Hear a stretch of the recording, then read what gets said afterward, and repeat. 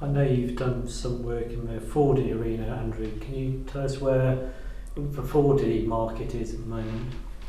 It's pretty much because it's theatres and sensory, because you're getting smoke and rain, and you're becoming more a part of the performance, because I've got the director's name who did the film recently where you had smoke and bubbles and bits and pieces in the cinema. I've forgotten the feature film, but the thing is it's another step, because they did it in the 50s where they're trying to immerse the audience into that whole arena of experiences and feelings, because you're messing with your head, because when you're watching a 3D film and you've got something coming towards you and then you've got a dragon spitting at you and you get water in your face, it makes you kind of like, oh yeah, it adds to your senses. But the thing is I think that with 4D, now it's with the 360 Oculus Rift and all that.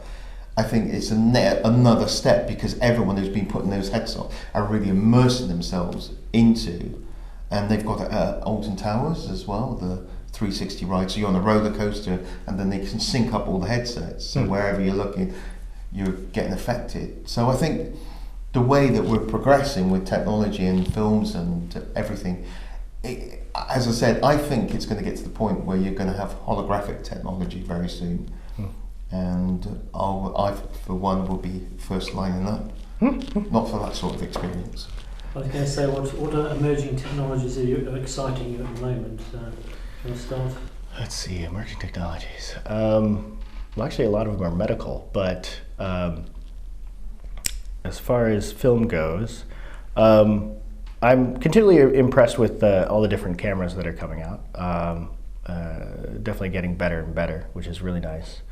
Emerging technologies. Well, what are your thoughts on we started with, well, we didn't start, but way back we had 2K, now very much it's going 4K, and we're looking ahead to 8K. What are your thoughts on that trend?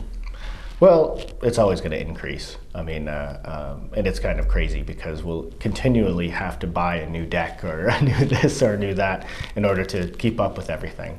A whole new server, a whole new everything, just to continually grow and capture all this information. I think the one thing with the digital technology nowadays, it's far easier as a filmmaker, because everything is pretty much there for you.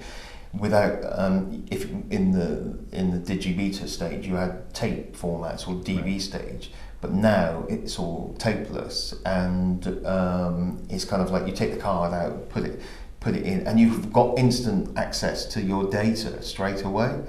And I think that's a big step forward. But it's as you said, it's when you're dealing with that, the frame sizes, the sizes of the servers, they're getting bigger and bigger and bigger, and the storage capacity is exploding now, because 4K is such big, gigabytes of storage, and it's terabytes. Terabyte, yeah. Sorry. Yes, kick it up a notch. Yeah, it's like, I thought, bloody hell, old man here. I mean, talk about the IT community, clearly those in visual effects. I mean, the IT community has had a bit of a bad rep in the past, it's been a bit too geeky, and it's put a lot of girls off, for example, at school. I mean, how do you think the IT industry can kind of change its persona to encourage more people, young people, into it? We should have taken our glasses off first of all, because that's the worst thing. But the thing is that people say, but a lot of young girls and women are getting into IT, and also look at the explosion of gamers, female gamers now, and they're a lot of them work in the games industry, and women are the same talent working in the film and TV industry. The trouble is that a lot of the time they just don't get given the opportunities. It's still very male driven, and we need to change that, because working on computers and working in graphics, it's the same sort of creative process. A woman can work on a product, and so can a guy. And I've seen it increase, tenfold, and a lot of the, it's down to creativity and giving people equal opportunities to really go for it. Yeah, I mean, I think the perception has changed a lot, because we've kind of recognized how important, what this backbone means to a company, whether it be in film or wherever. And the go down to the server room where the the IT guys are, and that's changed a lot. To where, I mean, these people are in some cases keeping the whole machine running. So I think that perception has changed a lot. I think one thing that kind of bugs me in some ways is we still haven't gotten things user friendly enough. Because there is some areas where unless you've been using this type of software for years, it doesn't make any sense anymore. It just doesn't. It's not very accessible. And so if you could make it more accessible, then it always helps. Because I think there is sort of if we keep this too complex, it's only a certain number of people, where it's job security. But I don't think it necessarily needs to be that complex. There's, especially in web development, I mean, it's insane where you have to learn a new system every time you want to do a website. It's just keeps every year or every 2 years. It's updates. Yeah. It's just like reinventing then they go and change it. You've got something that works, and then all of a sudden they change everything. But going back to what you said about women in the field, is that I work with a young editor, and she is superb. She's creatively quick. She wants to learn. She's like any guy, and the trouble is that, again, I'm very much up for having that environment where having equal opportunities for as many people as possible, even people from urban communities as well. Because the trouble is you give enough opportunities to other people, they really, really will. I've seen it, that they embrace it, and they want to prove that they can do it, and they're great to work with. And when you have a team, it should be multinationals. It should be a team of people that, when they say, oh, you've got to give more people of that area, if they want to learn, they'll come and they'll join your company and they'll learn, and they want to do it. And can I ask both of you, what are the best kind of career trajectories to get into the industry you're in, if people are watching now? Oh, geez. But the trouble is you started off at Lockheed, and I started off in animation control company, dealing with Pastel and all those things back from the 80s, computer systems. And we both had different career paths, because it's kind of like you just don't, because mine was old-fashioned, proper animation. But I went into computers because of Pastel and all that sort of stuff back then, and IBM when they're bringing out the first PC sort of thing. So really, for me, I've been there from the very beginning, and I've seen how technology, and I've just switched over from one to another. But you don't. You start from one career path. If you want to change, it doesn't stop you from changing. It's your life. Do what you want to do. What makes you happy. Yeah, I mean, I've had such a diverse background of the different jobs that I've had. All the little bits and pieces that, and that all feeds into what you're doing. Just because you were a waiter or a cook or a fireman. I mean, all these things add into your experience. With film, it's interesting. I don't think that there is any one path. It's being a creative endeavor, and especially directing it's really like it's not like you can necessarily go and you go to be an accountant. You go to school, you get training, and then you're an accountant. Whereas in something like directing, you might not do it all the time. You need practice. You need to keep continuously doing it. But every time you do it, the meter is running. So if you're making a film, you're spending money. So that's the biggest hurdle probably, is getting your work out there while being able to keep food on the table. So it's an interesting. It's with digital industry. nowadays. You can with YouTube and all the rest of it. I've said it, timeless.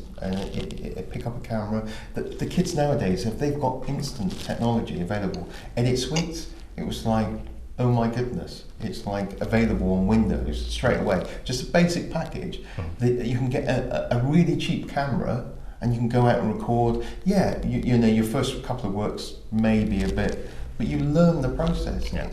Everyone who is out there nowadays can become an internet superstar overnight, or they could do After Effects or learn After Effects, and they do it from home and they come up with the next sort of funny trailer or something by just spending their time. And they may work, as you said, as a waiter or something, but they do it in their spare time. Then all of a sudden, bang, it explodes. Now, BCS, one of our underlying motifs is making IT good for society. What are your thoughts on that? Just rounding things off. IT is so ubiquitous now; it sort of underpins pretty much everything we do. You know, we can't get out of bed now without our alarm clock being digital and stuff like that. Or mobile. So. Old-fashioned clock, still. You know, I'm still able to hit it hard. So, I think as I'm getting older, I like to have digital-free days. Does that make sense? Yeah, it does. It's like putting down my phone, put it onto silent. A lot of people I see in the cinema, they seem to be going to watch a movie. You're in there to watch a film, and it really annoys me that then their phone goes off and they have to answer it. If you're in the cinema, just switch it off. Just kind of like leave technology behind you, just for a few seconds. Go out for a walk, you know. You've got your phone on you. If you don't want to speak to someone, just don't be posting up on Facebook or doing a selfie. Look, do it. I think it's this. The problem is nowadays is that IT is good, but in some cases we need to kind of like take a step back. Less is more. Yeah. Something you said earlier, Ben, about what your wife was involved in, that seemed to underpin making IT good for society. Can you tell us a bit about the XPRIZE Foundation? Sure.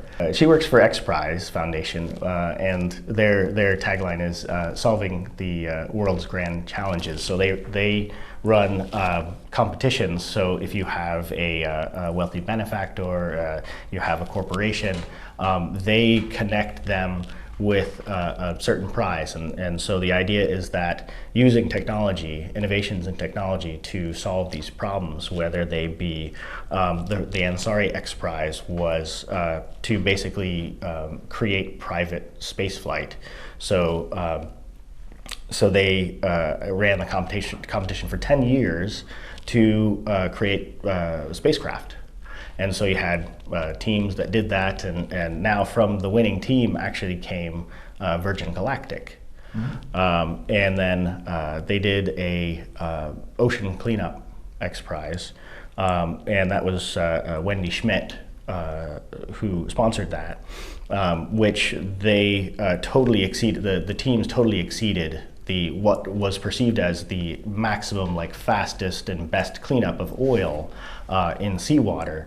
They completely obliterated it. They did so well. Even like the finalists that were kind of on the bottom rung even exceeded their mark.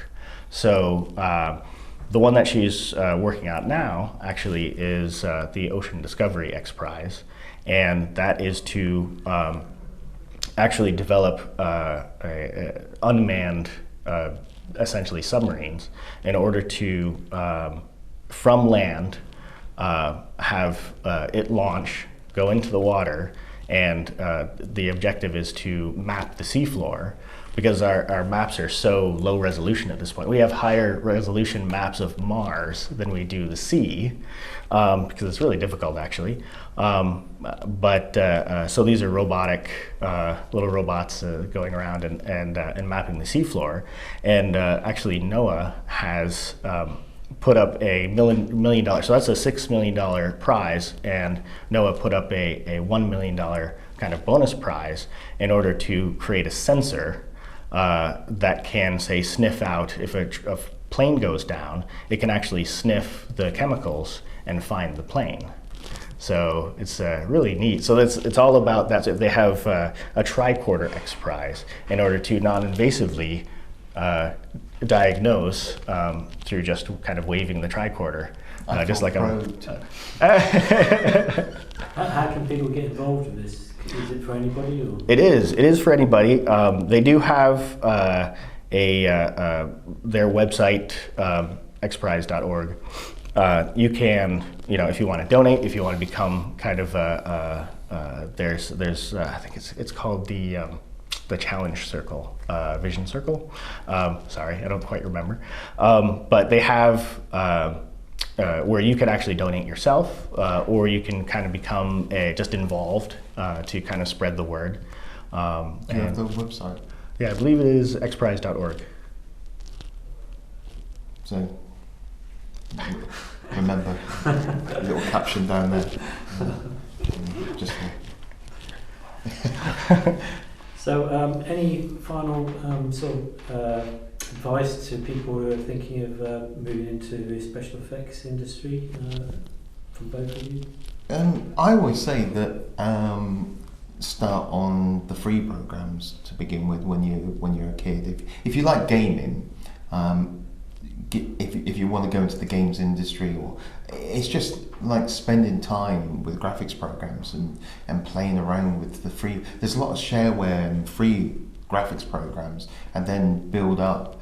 Because a lot of the professional software is quite expensive still, but then go to get the grades, go to college, go to media like yourself, and then move forward. For me, because I'm from a different decade really, because of the it was back then it was totally CG wasn't even around.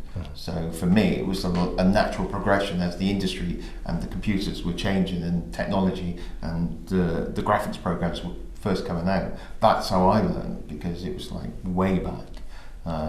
So I would say go and get qualifications, but play around with the graphics programs, free sharewares online, and just do your own little films and play around with your mates, go out filming and just enjoy filmmaking as a process, and then learn and get better and better as you go off to university and do a media course. Yeah.